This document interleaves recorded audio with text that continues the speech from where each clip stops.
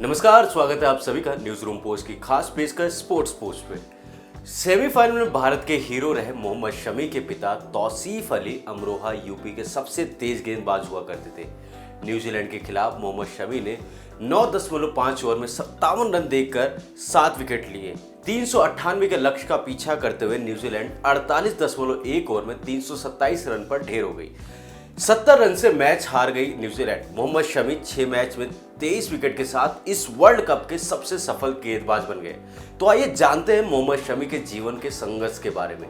मोहम्मद शमी के पिता तौसीफ अली के यॉर्कर अक्सर बल्लेबाजों के डंडे बिखेर दिया करते थे। दुनिया भर के लोग कहते थे कि जाओ और जाकर क्लब में प्रोफेशनल क्रिकेट की ट्रेनिंग लो, तुमसे बड़ा क्रिकेटर पूरे उत्तर प्रदेश में दूसरा कोई नहीं होगा। पर तौसीफ अली के पास पैसे नहीं थे। सलाह तो हर कोई देता था, लेकिन आर्थिक सहायता करने वाला कोई नहीं था। मोहम्मद शमी के पिता ने इसी को अपना मुकद्दर मान लिया। अम्मी अब्बू के कहने पर पारिवारिक जिंदगी शुरू कर दी। तौसीफ अली को 5 बेटे हुए और पांचों के भीतर क्रिकेट शुरू से ही रचा बसा हुआ था। इन सब में नन्हा शमी सबसे तेज था। अब्बू के क्रिकेट की ट्रेनिंग में सबसे जल्दी मोहम्मद शमी नई चीज सीखते थे। तौसीफ अली को यकीन हो गया कि मेरा क्रिकेटर बनने का अधूरा ख्वाब अगर कोई पूरा कर सकता है तो वो होगा मोहम्मद शमी। तौसीफ अली को एहसास था कि वह बड़े क्रिकेटर क्यों नहीं बन सके। वह बेटे के सपने को पूरा करने के लिए हर हद से गुजर जाने को तैयार थे। तौसीफ अली के बेटे के लिए कोई कोर कसर बाकी नहीं छोड़ना चाहते थे। जब मोहम्मद शमी की उम्र 15 साल की थी तब तक तौसीफ अली ही बेटे को गेंदबाजी की ट्रेनिंग दिया करते थे।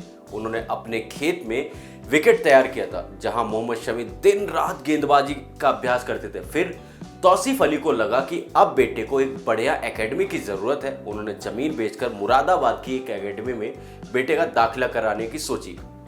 कोच बदरुद्दीन ने कहा कि मैं पहले इस लड़के को गेंदबाजी करते हुए देखूंगा, उसके बाद ही फैसला करूंगा। मोहम्मद शमी ने गेंदबाजी शुरू की और बदरुद्दीन के एकेडमी के दिग्गज बल्लेबाज घुटने टेकते चले गए। बदरुद्दीन ने तुरंत मोहम्मद शमी को अपना शागिर्द कबूल कर लिया। मोहम्मद शमी ने पिता का ख्वाब पूरा करने के लिए जी जान लगा दी। वह एक दिन भी नागा नहीं करते थे, यहाँ तक कि ईद वाले दिन भी नमाज अदा करने के बाद मोहम्मद शमी गेंदबाजी करने पहुंच जाते थे। जब भी एकेडमी में कोई क्रिकेट मैच होता था तो मैच खत्म होने के बाद मोहम्मद शमी कोच से पुरानी गेंद मांगते थे। एक दिन बदरुद्दीन ने पूछा कि तुम इनसे करते क्या? मोहम्मद शमी ने कहा कि रिवर्स स्विंग की प्रैक्टिस करता हूं। उस दिन के बाद से बदरुद्दीन खुद मोहम्मद शमी को रिवर्स स्विंग का अभ्यास करवाते थे। यूपी अंडर 19 टीम के ट्रायल के लिए बदरुद्दीन मोहम्मद शमी को खुद अपने साथ लेकर गए। सिलेक्टर्स ने मोहम्मद शमी के साथ वही किया जो भदोही के यशस्वी जायसवाल के साथ किया था। दोनों खिलाड़ियों से एक ही बात कही गई, अगले साल आना तब देखेंगे।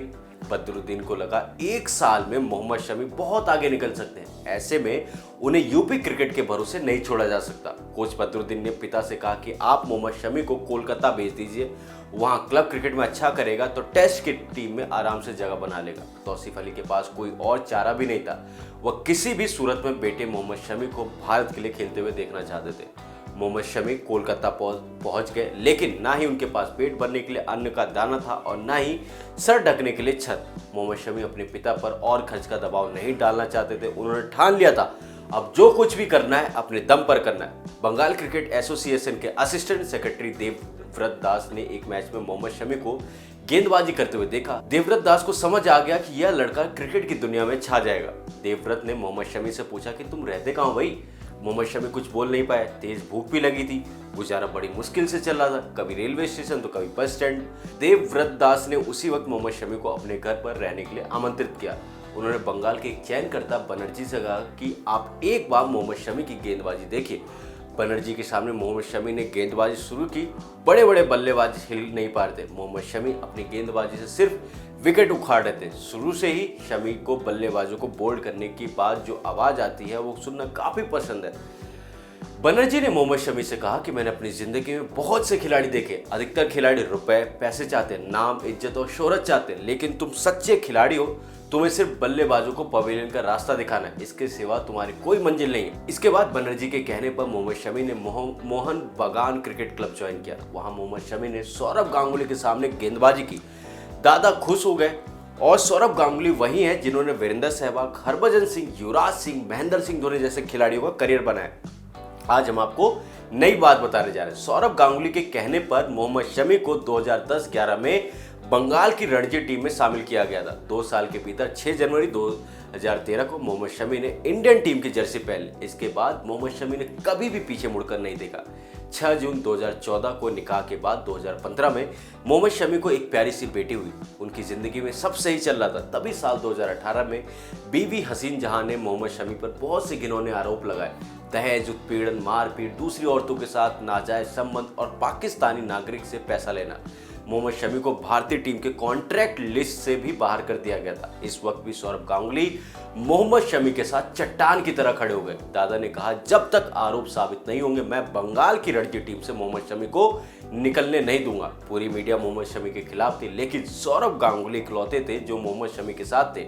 आखिरकार बीसीसीआई के एंटी करप्शन यूनिट ने मोहम्मद शमी को निर्दोष पाया और फिर उनका सेंट्रल कॉन्ट्रैक्ट दोबारा बहाल कर दिया गया। इस वर्ल्ड कप के अभी तक जो मैचेस हुए हैं उनमें मोहम्मद शमी ने शानदार प्रदर्शन करते हुए हाईएस्ट विकेट टेकिंग बॉलर बन गए हैं। मोहम्मद शमी के बारे में आपको बताया कि मोहम्मद शमी अपनी बेटी से मिलने के लिए भी तरसते हैं, लेकिन हसीन जहां की वजह से उन्हें काफ़ी मुश्किल झेलनी पड़ती है। फिर भी मोहम्मद शमी देश के लिए जान लगा रहे। तौसीफ अली, बदरुद्दीन, देवव्रत दास और सौरभ गांगुली के सहयोग से आज भारत का नाम रोशन कर रहे हैं मोहम्मद शमी।